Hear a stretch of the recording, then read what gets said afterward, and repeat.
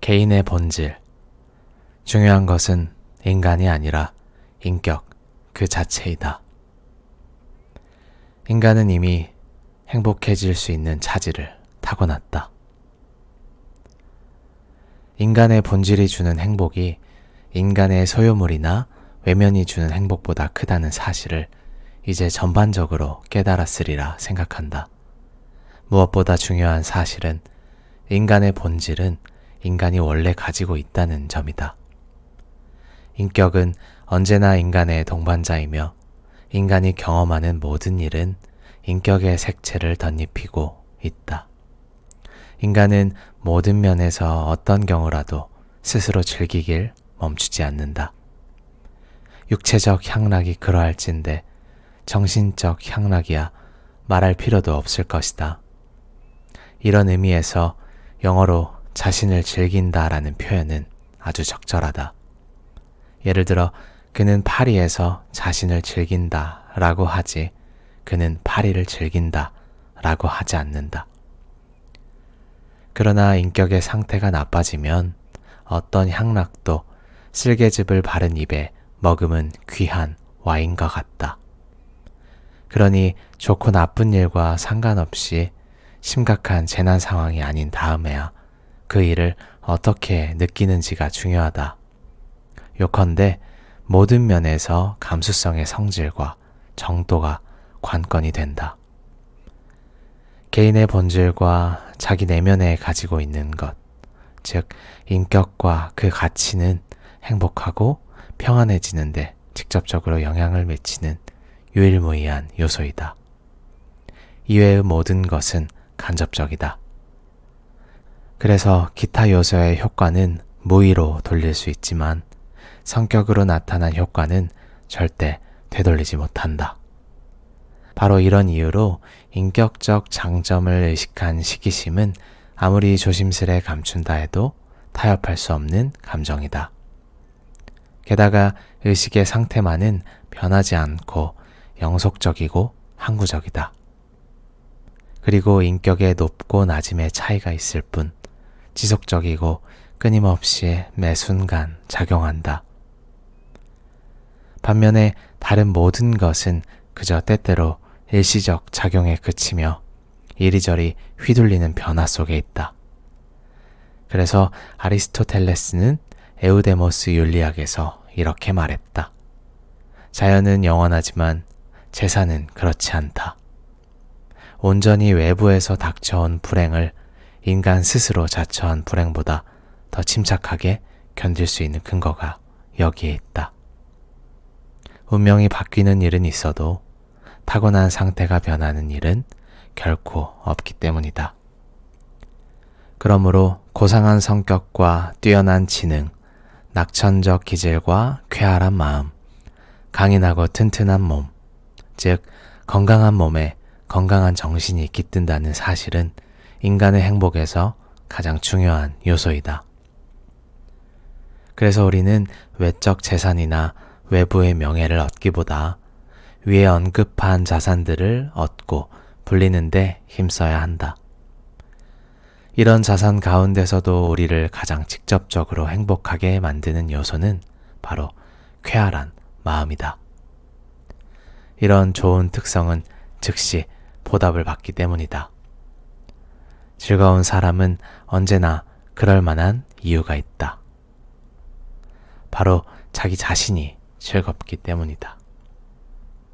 이 특성만큼 다른 모든 것을 대체할 만한 자산은 없다. 젊고 잘생긴 부자로 존경받는 사람을 생각해보자.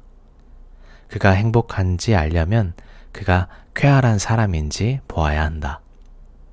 그가 쾌활하다면 그는 젊든 늙었든 몸이 고닫든 곱추이든 가난하든 부자든 상관없이 행복하다.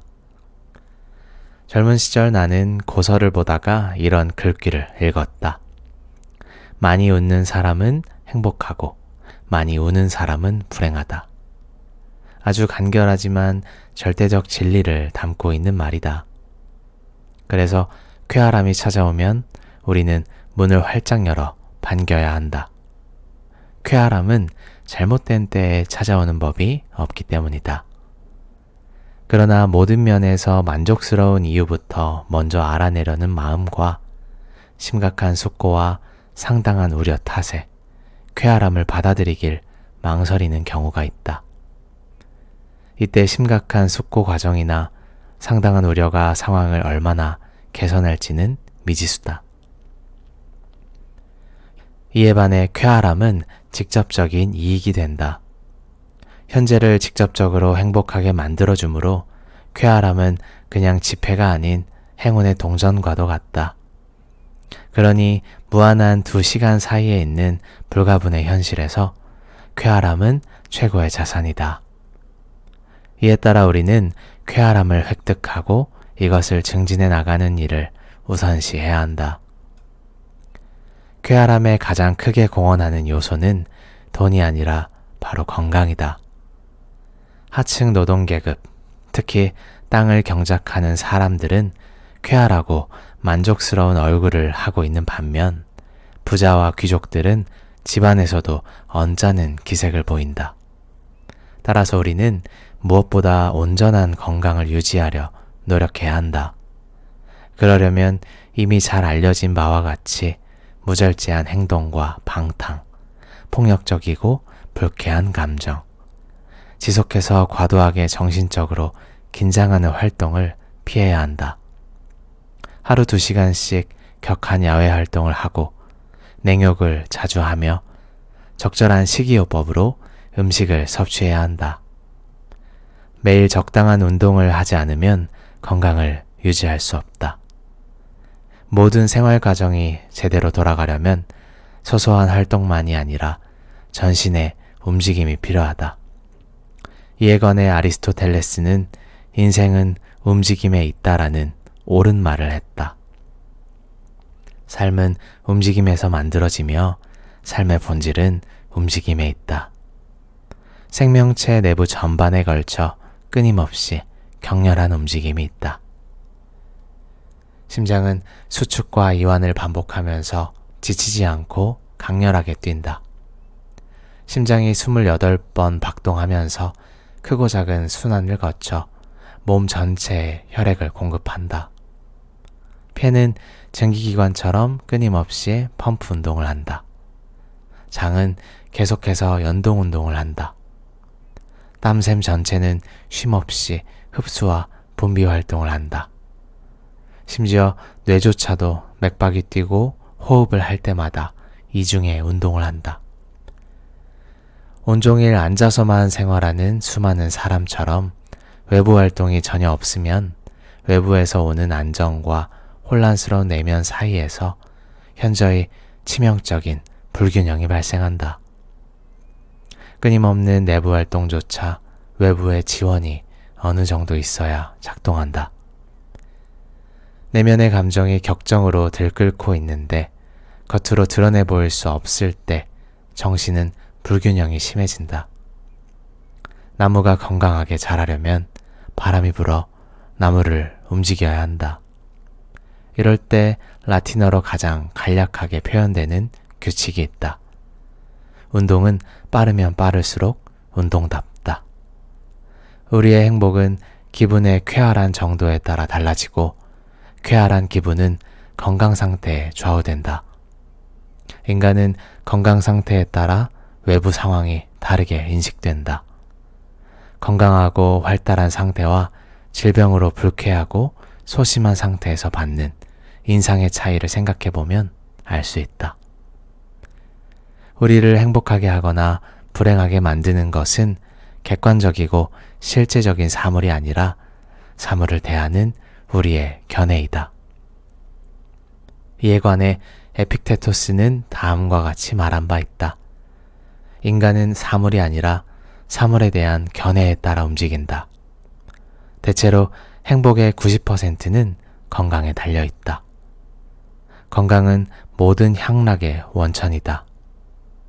반면에 건강하지 않은 사람은 그 어떤 외부의 자산도 누리지 못한다. 정신적 특성, 그리고 심성, 기질에 있는 주관적 자산도 병약함에 침체하여 쇠약해진다. 사람끼리 만나 맨 먼저 서로의 건강 상태를 묻고 평안을 비는 일은 그냥 하는 행위가 아니다. 인간의 행복에서 가장 중요한 부분이 바로 건강이기 때문이다. 따라서 자신의 건강을 재물 삼아 이득, 승진, 지식, 명예, 나아가 성적 충동과 순간의 향락을 맞바꾸는 짓은 어리석다. 다른 모든 것을 제쳐두고 건강을 가장 중요시해야 한다. 이처럼 건강이 우리의 행복의 필수적인 쾌활함의 기반이 되지만 쾌활함은 오로지 건강에만 달려있지 않다. 완벽하게 건강한 상태에서도 우울한 기질이나 침울한 기분이 들 수 있기 때문이다. 우울한 기질이나 침울한 기분의 궁극적 원인은 생명체의 본질에 있는 변하지 않는 성질, 즉 자극과 재생 능력을 좌우하는 감수성의 상태에 있다. 비정상적으로 감수성이 예민하면 기분이 들쭉날쭉하고 쾌활함이 과도하게 지속되다가 우울함의 지배를 받기도 한다. 그런데 천재 역시 과도한 예민성을 갖고 있다. 철학이든 정치든 시든 예술이든 모든 탁월한 인간은 우울한 존재이다. 감수성에 관한 아리스토텔레스의 이 말대로 뛰어나고 우월한 모든 인간은 우월한 면이 있다. 아리스토텔레스는 모든 천재는 우울하다고 말한다. 자주 인용되는 키케로의 기록도 다음과 같다. 이러한 고찰을 토대로 셰익스피어는 천성이 주는 지배적 분위기가 사람마다 얼마나 차이가 큰지 다음과 같이 점잖은 어조로 묘사했다. 조물주는 묘한 인간들을 만들어 놓았지 뭔가. 글쎄 밤낮 가느다란 눈을 하고 있다가 우습지도 않은 자루피리 소리만 들어도 앵무새같이 깔깔대는 자가 있는가 하면 어떤 자는 항상 이맛살을 찌푸리고는 저 현명한 레스터가 우습다는 당연한 농담에도 이를 드러내 웃으려고 하지 않으니 말이야. 플라톤은 이 차이를 짜증나는 것과 쾌활한 것으로 표현했다. 이런 차이는 인간이 유쾌함과 불쾌함을 받아들이는 감수성이 다른 데에 원인이 있다. 누군가는 절망에 빠질 정도로 심각한 일이라도 다른 누군가는 피식 웃고 넘겨버린다. 불쾌함에 대한 감수성이 강할수록 유쾌함에 대한 감수성은 약해지고 그 반대의 경우도 마찬가지다. 어떤 사건이 행복과 불행의 결과를 가져올 확률이 반반이라면 짜증나는 사람은 불행한 일에 화를 내고 슬퍼하며 기뻐하지 않는다. 반면에 쾌활한 사람은 불행한 일에 화내거나 슬퍼하지 않고 행복한 일에 대해 기뻐한다. 짜증나는 사람은 계획 10개 중 9개를 성공해도 실패한 한 가지 계획을 두고 분노한다. 쾌활한 사람은 반대로 한 가지 계획만 성공해도 스스로 위안을 얻고 명랑해진다. 다만 보상이 따르지 않으면 짜증이 나는 재앙을 이겨내기가 쉽지 않다. 짜증나는 사람, 즉 음울하고 불안한 성격을 가진 사람은 쾌활하고 긍정적인 사람에 비해 대체로 상상 속에서 재난과 고통을 겪는다. 하지만 실제로 그런 일은 드물게 일어난다. 그 이유는 만사를 비관적으로 생각하고 언제나 최악의 결과를 두려워하며 적절하게 대비하는 사람은 사물의 밝은 면만 보고 희망을 품는 사람보다 오판할 확률이 더 낮기 때문이다. 그러나 신경계와 소화기관 계통의 질환을 타고난 짜증나는 사람은 어려움이 생기면 끝없는 불쾌감에 빠져 염세적으로 바뀌고 결국 자살 위험을 높이고 만다. 그러면 아주 사소한 불쾌감을 주는 일을 경험해도 자살 충동을 느끼기에 충분하다.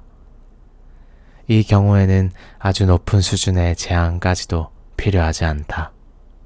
단지 지속되는 불편함만 가지고 자살을 결심하고 냉정한 숙고를 통해 단호히 결단해버린다. 자살 위험군으로 분류되어 감시받는 환자 대부분은 평상시에도 그에 대한 생각을 멈추지 않는다. 그래서 잠깐이라도 눈을 떼는 순간 주저없이 자신이 가장 자연스럽고 적절하다고 여기는 해결책을 찾아 스스로 떠난다. 이런 상태에 관해 에스키롤은 저서 정신질환에서 상세하게 설명하고 있다. 물론 상황에 따라서는 아주 건강하고 스스로 가장 쾌활하다고 자부하는 사람도 심각한 고통이나 불가피한 불행이 들이닥치면 죽음의 공포에 굴복하여 자살을 택할 수 있다. 항상 그것을 생각하는 사람과 상황에 떠밀려 그것을 생각하는 사람의 차이는 그에 대한 필요한 동기의 크기에 달려있다. 이 동기의 크기는 짜증나는 어려움과 반비례 관계에 있다. 어려움이 클수록 동기는 계속 작아져 결국 0까지 떨어질 수도 있다. 반면에 쾌활한 기운이 강하고 이 기운을 떠받치는 건강이 있다면 동기의 중요도는 더 커진다. 따라서 짜증나는 선천적 어려움으로 일어난 자살과 건강하고 쾌활한 사람이 객관적인 이유로 택한 그것 사이에는 무수한 단계별 사례가 존재한다. 건강과 부분적으로 유사한 것은 아름다움이다. 이런 아름다움이라는 주관적 장점은 직접 우리의 행복에 작용하진 않고 타인에게 주는 인상을 통해 간접적으로 작용한다. 그래도 아름다움은 인간에게 아주 중요하다. 아름다움은 인간의 마음을 사로잡는 공개 추천서나 다름없다. 같은 의미에서 호메로스의 시구는 아름다움을 칭송한다. 가볍게 여기지 마라. 신이 주신 놀라운 선물. 신만이 줄 수 있는 것으로 뜻대로 받들 수 없다. 얼핏 떠올려 봐도 인간의 행복에 방해가 되는 요소는 고통과 지루함이라는 사실을 알 수 있다. 이 두 적 중에 하나를 멀어지면 다른 하나가 가까워진다. 그 반대의 경우도 마찬가지이다. 그래서 우리의 인생은 크고 작은 진폭은 있겠지만 결국 고통과 지루함을 오가는 움직임 사이에 있다. 이는 고통과 지루함이 서로 이중 대립의 관계, 즉 외적, 내적, 그리고 객관적, 주관적 대립 관계에 있다는 사실을 보여준다. 외적으로는 빈곤과 결핍은 고통을 낳고 안전과 과잉은 지루함을 낳는다. 이에 따라 객관적으로 빈곤, 즉 고통과 끊임없이 투쟁하는 하층 계급을 목격한다. 그에 반해 부유하고 고귀한 계급은 지루함을 상대로 필사의 싸움을 벌인다. 하지만 내적이고 주관적인 대립관계는 개인마다 한쪽에 대한 감수성이 다른 쪽에 대한 감수성과 대립한다. 이 대립의 정도는 정신력의 척도가 좌우한다. 요컨대 둔한 정신은 감각의 둔함과 자극의 결핍을 의미한다. 이런 성질을 가진 사람은 모든 형태의 고통과 슬픔 앞에 둔감해진다. 바로 이런 정신의 둔감함 때문에 수많은 사람의 얼굴에 내면의 공허가 드러난다. 지루함의 원천인 내면의 공허함은 계속해서 외부의 자극을 갈구하도록 정신과 마음을 움직인다. 이때 어떤 자극을 선택하는지는 그리 까다로운 문제가 아니다. 사교와 대화 방식, 여러 문지기와 창가에 선 구경꾼처럼 시간이나 때우는 저급한 일을 살펴보면 알 수 있다. 온갖 사회활동, 오락, 유흥, 사치를 갈망하는 일은 시간 낭비이자 비참해지는 길이다. 이런 비참함을 막는 가장 안전한 방법은 내면의 풍요, 즉 정신의 풍요이다. 정신이 풍요로워지면 지루함이 설 자리가 없다. 정신이 풍요로운 자는 무한히 활발한 사고활동, 내면 세계와 외부 세계에서 일어나는 다채로운 현상으로 새로워지는 지적 유희와 힘, 그 힘을 항상 다른 것과 조합하려는 의욕들에 차 있다. 이들의 비상한 두뇌는 찰나의 권태 이외에는 지루함을 느낄 새가 없다. 다른 한편으로 이 같은 고도의 지능은 직접적인 조건으로 높은 감수성이 필요하다. 이 조건은 격렬한 의지, 즉 열정의 근본을 두고 있다. 이런 조건과 결합된 사람의 감정은 다른 사람보다 훨씬 예민함으로 정신과 육체적 고통을 민감하게 받아들인다. 심지어 상당한 조급함을 보이거나 사소한 장애물까지도 그냥 넘어가지 못한다. 그들의 강력한 상상력은 모든 생각을 왕성하게 만드는데 여기에 불쾌한 상상까지도 포함된다. 이런 경향은 가장 아둔한 자에서부터 위대한 천재에 이르기까지 대다수를 차지하는 중간계층에게도 일률적으로 적용된다. 결국 모든 사람은 객관적으로 주관적으로든 인생의 고통을 주는 원천에서 멀어질수록 다른 쪽의 원천에 가까워진다. 그러므로 인간은 타고난 성향에 따라 자신의 객관적 측면을 될 수 있으면 주관적 측면 쪽으로 조정하게 된다.